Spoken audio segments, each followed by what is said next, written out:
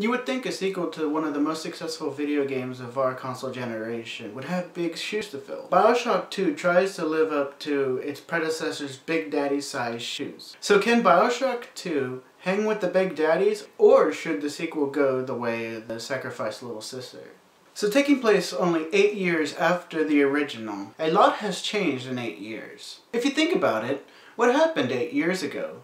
Well, it's 2013 now, so it was 2005. Around the beginning of 2005, YouTube was founded. North Korea had announced that it had nuclear weapons. Pope John Paul II had died. And it was the end to the 6th generation of consoles, and the beginning of the 7th. Yes, a lot can change in 8 years. So returning to Rapture, we are no longer controlling Jack, nor are we fighting against Andrew Ryan or Frank Fontaine. This time we are in control of one of the original Big Daddies, the Subject Delta unit. He looks remarkably different than the Big Daddies from Bioshock 1. Like every Big Daddy, Delta has a little sister. Delta's little sister is the daughter of the person behind the enslavement of the Little Sisters, Sophia Lamb. In a brief flashback in the beginning, 2 years before the events of the first game, Lamb makes Delta commit suicide using mind control plasmids. This was to separate Delta from his little sister, Eleanor Lamb. 10 years dead, Delta is reawakened by little sisters sent by a now teenage Eleanor. Daddy was sleeping for such a long time. The goal of the game is to find and reunite Big Daddy and little sister. Please, find me.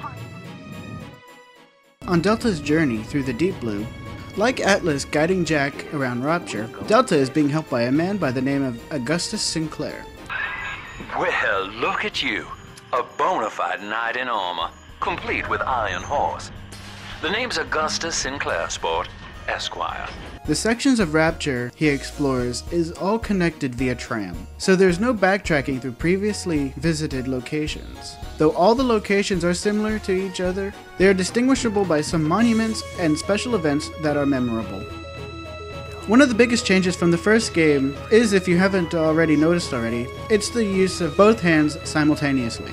This is a far superior way of handling the action than the first, because having to switch hands in the first game took too long to manage, while dual wielding the plasmids and weapons make it far easier. The guns are way different. In Bioshock 1, there was a wrench, pistol, Tommy gun, shotgun, etc. This time Delta gets Big Daddy hardware. The wrench is replaced by a drill, the pistol is exchanged for a rivet gun, the Tommy gun is now a Gatling gun, a double barrel shotgun, harpoon shooters, and rocket launchers. Gone is the rarely used elemental thrower. All weapons now will have their uses throughout this journey through Rapture. Like in the first game, each gun gets 2 additional ammo sets. It is no longer all anti-personnel and armor-piercing ammo. The first one is a drill, used as a melee weapon. The drill can either be used to rip through enemies, or an uppercut if the drill is out of gas. While the drill is equipped, Delta can lunge forward, getting to places faster, or used as a tactical attack. The rivet gun has fire ammo and trap rivets that attach to a surface, like proximity mines. The Gatling gun is similar to the Tommy gun.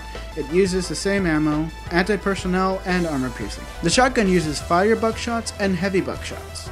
The harpoon launcher is similar to the version from the original. It uses trip lines in addition to rocket harpoons. The rocket launcher has been carried over from the original. It's the same pretty much. The Power to the People weapons modification stations are back. Similar to the first, each gun has 3 upgrades, 2 of which must be taken before the third one becomes available. The upgrades are mostly more accuracy, higher damage, larger capacity, or elemental modifications like electricity. Plasmids and tonics are back. The tonic modifications have gone through the biggest changes. They are no longer broken up into 3 different categories of defense, offense, and hacking. They're all just taken from one big pool the player can mix and match.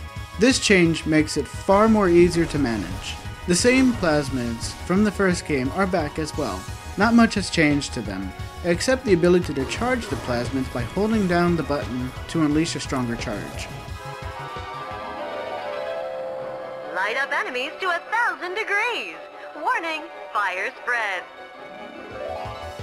Throughout this journey through Rapture, Eleanor Lamb leaves gifts for Delta to use.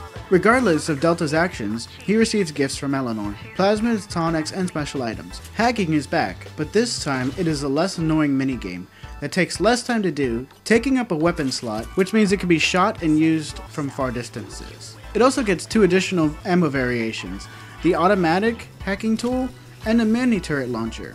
This is to help set up a perimeter for strategic fights. This time, the minigame is not a game of pipes, but rather a needle that goes back and forward, and the player must hit a green and blue square to be successful. Green is good, but blue is even better. Depending on what is hacked, turrets, cameras, and drones gain a damage bonus if the needle lands on blue. The vending machine drops free items if landed on blue. But if the needle lands on red, during any hacking sessions, an alarm will sound and the turret will attack. If the hack is successful even after an alarm is sounding, the turrets will retreat. The hacking itself happens in real time. The action does not stop to engage a hacking. If there are enemies, Delta will be left vulnerable. The research is also back, but instead of taking pictures, a video camera is used to document the enemy's movements. There are audio tracks scattered throughout Rapture as well. Collect them all to discover more about the story and events between Bioshock 1 and 2. Say goodbye to Fontaine, and hello to Atlas. The Little Sisters and the moralistic aspect is back, with a few new twists. Delta must defeat another Big Daddy to recruit its little sister for its own. Since Delta is a Big Daddy, the little sister can lead him to a dead body to harvest Atom from, which becomes a game of defense, because everyone in Rapture is still Atom hungry and will try anything to get some. During this event, the little sister is vulnerable to attacks. It is Delta's job as a Big Daddy to protect her during this game of defense. Each little sister will have 2 sessions of collection. Then the little sister must be returned to their tunnel. The player can either choose to harvest or save the little sister here, or they can avoid the defense segments altogether and just harvest them after defeating the Big Daddy. But they will miss out on a lot of potential Atom. After all the little sisters and Big Daddies are dealt with, in a given level, a loud shriek can be heard announcing the arrival of a big sister. A big sister is a little sister who has grown up. The Big Sisters are even more devastating than the Big Daddies. The Big Sisters are the biggest test of skill in the game. Bioshock 2 also added multiplayer to the world of Rapture, but no one plays it. Even if the player has not played Bioshock 1, they can pick up Bioshock 2 without missing anything story-wise. This game's story is not as compelling as the first, but is still pretty good. The developers took a step forward in gameplay, but a step backwards in story. The game can be completed in about 7 to 8 hours, similar to the first. The game could have been better if it had more single player and less multiplayer, but the developers wanted to try something new. It was worth a try, but did not work, and dragged the game's overall worth down. Part of me is surprised that Bioshock 2 did not rank as good, if not better, than the first. This trip through Rapture comes and goes rather quickly. It is not as difficult as the first, but is far darker in tone and setting. If only they concentrated more about single player and not about multiplayer, this would have been a better game hands down. I would rate this game about an 8.5 out of 10. I'm Agent Duckky, and thanks for watching.